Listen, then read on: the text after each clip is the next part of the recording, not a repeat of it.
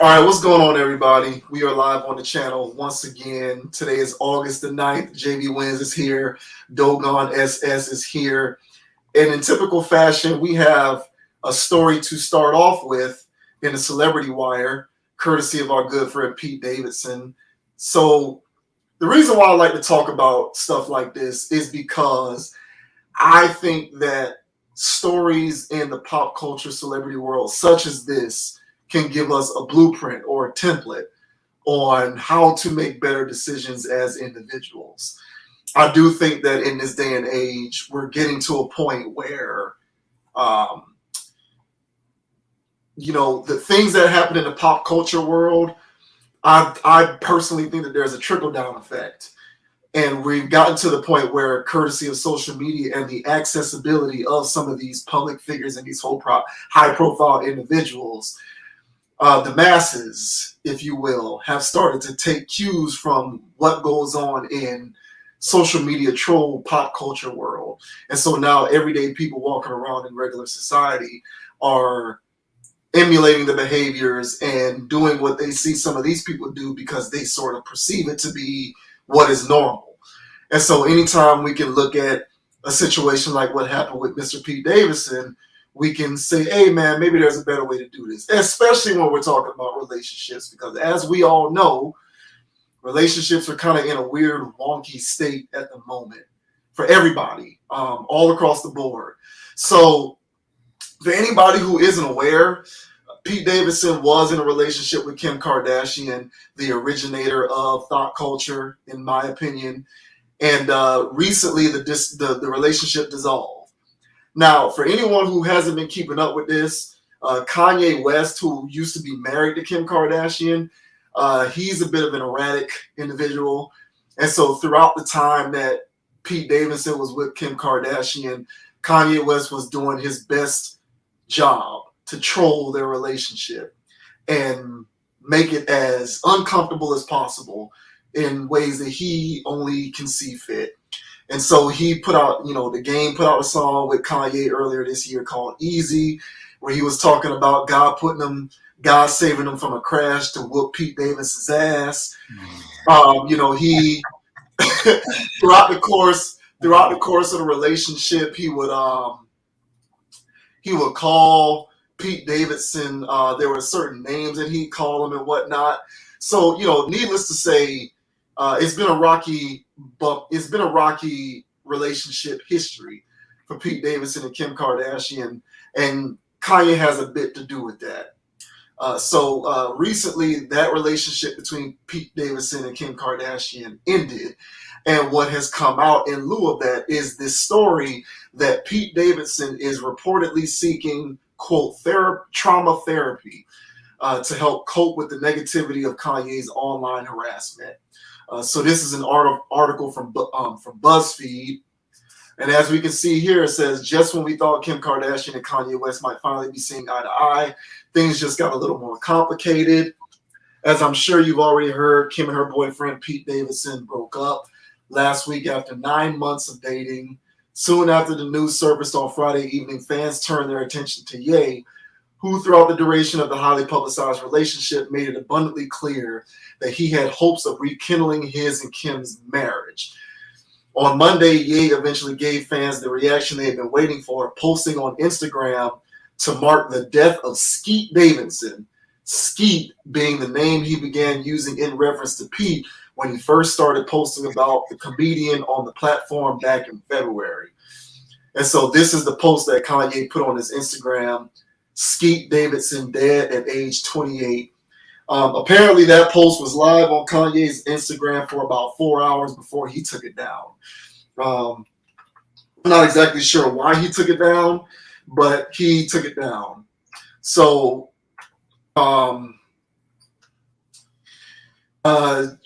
trying to skip down to the section where Pete Davidson is going through trauma therapy.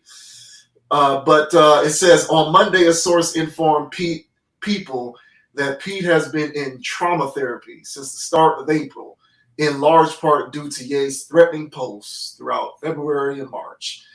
The attention and negativity coming from Kanye and his antics is a trigger for Pete, and he's had to seek out help. The insider revealed, adding, moving forward, he just wants to focus on his career. All right, so there you have it. Sorry about that, wrong button. So there you have that. There, Pete Davidson seeking trauma therapy as a result of Kanye's online harassment of him and his relationship with his ex-wife Kim Kardashian. A lot of K's, a lot of words and labels and all of that kind of stuff. So, what's your take on Pete Davidson and him seeking out trauma therapy after his relationship with Kim Kardashian ended? How can I say this? All right, in today's social climate where we're dealing with, mental health being such a hot button, mental health is a real thing. So I don't want to be in the frame or in the ballpark of me mocking somebody dealing with mental trauma. But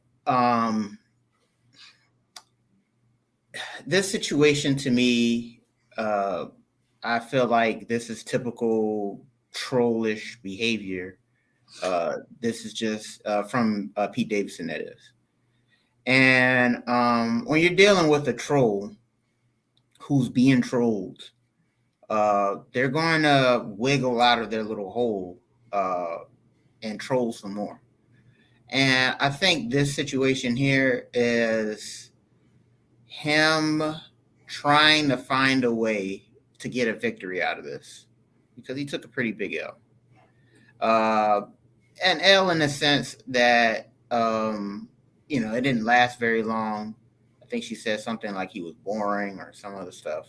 And now here's Kanye, just dunking on him as well. So I felt like he had some level of, I don't know, let me try to save face here. I think it's just more of a card to play more than actually dealing with, trauma. But when you're on the stature of a Pete Davidson, and the whole world knows your business, and the whole world knows that you got dumped, and then the whole world sees the ex-boyfriend dunking on you, it gets a little embarrassing. So no one wants to end up on a poster. So I think this is him trying to defend himself in some type of, strange type of way. So how do you feel about it? Yeah. I'm going to go ahead and preface my comments as well by saying I'm not trying to critique the mental health angle of it. I like to give that part of it the benefit of the doubt. And some of the work that he's done in the past, like I watched the movie that he made, The King of Staten Island or something like that. It's a movie that he wrote that he was also starring in. He has there's some parts in his history that validate him sometimes experiencing periods of his life in which his mental health is compromised. So I'm willing to give him the benefit of the doubt in that regard. However, if you are an individual who at times may experience periods in which your mental health is compromised, it makes sense to not enter into a situation that can exacerbate your mental health complications.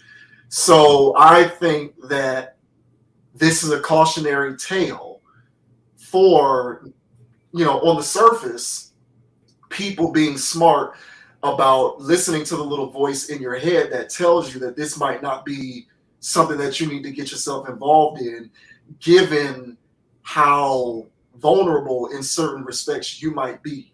So if you are somebody who deals with mental health problems, dysfunctional relationships can exacerbate your mental health challenges. And so getting into a dysfunctional situation might not really be the best thing in the world. So I think this is a cautionary tale for people to do a better job of trusting that inner voice and listening to it. Because a lot of people nowadays, and I put myself in that boat, I'm not a perfect person. I think we all do this. I think a lot of us know better, and you get to a certain point when you're old enough and you've reached a certain level of maturity where you do know who you are, right? And so I think when you have discovered who you are and you're comfortable with that knowledge, it also is a good practice to listen to the little voice in your head that says, hey, you know who you are, and you know this isn't the type of situation that would be beneficial for you given the knowledge of who you are. So it's best to not enter into such a situation. Now, that's the surface level angle of it for me. The more deeper angle for me is for men. And this is more of a relationship angle. So a while back, Melanie King made a video where she was talking about how, dating today is a bit out of whack, at least in some part, because there's a lot of women out there who have a delusional sense of entitlement about things that they deserve in life and in relationships. And because they have this sense of entitlement about themselves, they are reluctant to focus on things like self-improvement. So, you'll run into a lot of women who think that they're perfect the way they are and don't need to work out. You'll run into a lot of women who think that they are perfect the way they are and don't need to eat better. You'll run into a lot of women who think they are perfect the way they are and don't need a work ethic. You'll run into a lot of women who think they are perfect the way that they are and don't need to prioritize being better in terms of being a nurturer or having certain domestication skills. And she was saying that a lot of these women are delusional, and that's why they fail in relationships, because they fail to understand the importance of self-improvement and how no matter how good you are, self-improvement is never something that anyone is above. And my argument in response to what Melanie King was saying was, well, that might be true, but the reason why a lot of women out here have that sense of entitlement about themselves is because men have given them that. Because a lot of us as men are so desperate to be in relationship with a type of woman from a physical standpoint that we will let a lot of our sensibilities when it comes to some of those intangibles slide in order to get with. At the time that we recorded that video, I said that we will let a lot of our sensibilities slide in order to get with a bad bitch, because in our current culture, it's all about the bad bitch. That's what you hear in the music. That's what you see on social media, on all forms of new media. That's what you see on YouTube. That's what you listen to in podcasts. It's in all the entertainment, the movies, the TV shows. It's bad bitch this, bad bitch that. So my argument was that there's a lot of men out there who are being conditioned socially to covet the acquisition of a bad bitch and let everything else slide. And when you let everything else slide, you, in a sense, become a slave to vagina. And as a slave to vagina, you'll take what you can get if she looks good enough, and you'll forego all of that stuff that you think is important when you really don't actually think it's important. You just want the bad bitch. And so I think it's important that a lot of guys understand the importance of not being a slave to vagina, because you as a man being a slave to vagina, you are the originator of this dynamic. And women will learn how to acquiesce and get self-improvement in check if they know that they are going to have to maintain a certain standard that is demanded by at least a larger portion of men. And so I am reminded of that with Pete Davidson. I kind of feel like Pete Davidson looked at Kim Kardashian and the opportunity to be with what is the mega thought that is Kim Kardashian, and how she looks and her sex appeal. And he might be a guy with certain sensibilities that in an ordinary world or situation he wouldn't want to compromise. But when the idea or the prospect of being with Kim Kardashian came up, he became a slave to vagina. And so he willfully entered into a very toxic and dysfunctional domestication situation with Kim Kardashian. Because well before he got into the relationship with her, there was already a lot of public stuff out there in the world about how toxic the dynamic between him and Kanye was. So you know these things, and you decide to go into this relationship with her anyway. And I cannot surmise that he did that for any reason other than in that moment he became a slave to vagina because he wanted to be with Kim Kardashian that bad. And so now you did that against your better judgment, and now you're seeking quote unquote trauma therapy, whatever that even means. And so I think that a lot of guys running around out here who live their lives like this, who live in the social media troll world, who live for the bag in order to get a bad bitch, who live their lives in such a way that you're all about following the IG model or now the TikTok influencer, and liking all those posts and always being in the comments, lurking, trying to get women like this attention. A lot of these women are involved in highly dysfunctional situations. And so you have no one to blame but yourself when you get involved in situations like that. And this is a lesson to a lot of you dudes out here to do a better job of not becoming victim to being a slave to vagina. So that was my take. Yeah, I didn't think of that angle, but yeah, that makes sense. I can rock with that. And you know, the thing is with Pete Davidson is, I was more or less hanging out with the just looking at how or why he would react in such a way, or why he would say that, oh yeah, I'm going to trauma therapy, blah blah blah. But when Kanye and Kim were going through their whole, faux pas, I mean, he was right there, front row center. Oh yeah, I'm in your wife's bedroom or whatever. Right. Yeah. So it's kind of one of those things where, again, this is like, throwing stones and hiding your hand kind of thing. And to me, this plays right in line with a troll. This is real trollish behavior. And so I would see these guys. So in high school, from elementary school, I did my thing. No issue there when it came to be an academic student. I was a scholar. All right. Then middle school, all right, things got a little social, and trying to be so academically inclined from the area I was growing up in. All right, it got you on the wrong side of the roast table. So I didn't want to get roasted anymore. So I started to peer over into the class clown, making jokes area, just so I could survive in middle and high school. All right.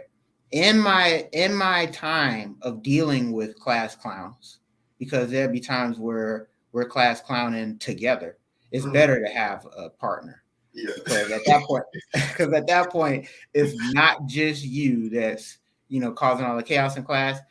Some days it's a host type of situation. You just pass it off. If, hey man, not today, man. And so, so when I would be trolling with other trolls, what I realized was I wasn't really a troll. So I was trolling a teacher because for social dynamic reasons, but I didn't come from the stock of people who grew up and genuinely troll because that's what they know. So when I was hanging out with these people, I was like, oh, you don't have an off button. You don't know when to stop joking. So your jokes at the teacher isn't because you're just trying to you just don't know when to not do this. Yeah. And so I was like, well, I'm not that guy. Mine is very calculated. Mine is just to make sure that the pretty girls in class laugh and that the bully people leave me alone. You're genuinely doing this because you don't, you're just a clown. Yeah. And so this Pete Davidson guy comes off to me as a genuine clown.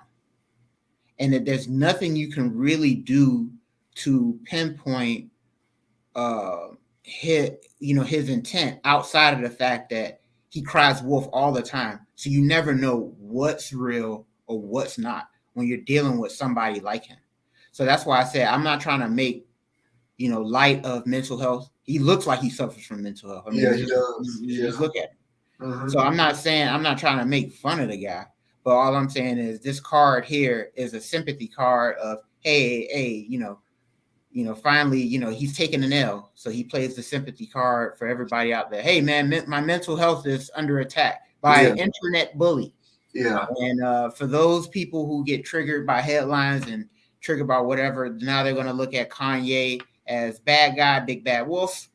And Mr. Davidson, the guy that said he was in bed with his wife, is now somehow the victim. The victim, yeah. I don't know how this works, but this is the internet, and it's 2022, so. Yeah, I completely agree with that. I think you're right. The way that I see it is, so when we talked about the Brittany Renner Rolling Loud thing, was that last week? Whenever we did that, you brought up the delineation between the real world and social media troll world. So like in social media troll world, that dynamic is 100% applicable. But I think in the real world, we look at Pete Davidson similar to the way that we looked at that guy who got that water splashed on him by Brittany Renner. and we say, Pete Davidson, you played yourself. You're embarrassed. This is embarrassing. You're embarrassing yourself. Right. So now, when it comes to him, I don't care about whatever, because he lives in the troll world, and I do believe that he is a clown as well. So for all I know, he is utilizing mental health as a weapon in order to make himself a victim so that he can come out on the better end of this situation.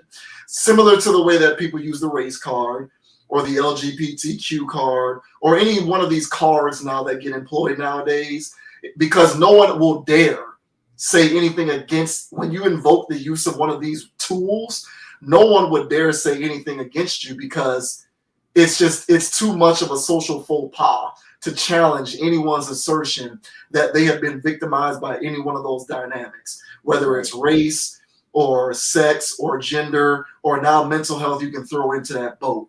So he very well could knowingly be making use of that dynamic in order to come out on the other side of this as unscathed as possible. But I think in the real world, where individuals like you and I can see through that, he looks like a guy who has played himself. And even though he already looked like a clown before this happened, he now looks like an even bigger clown now. And so for me, I'm just saying, hey guys, dudes out there, men, because women very rarely come out of situations like this taking any kind of public heat.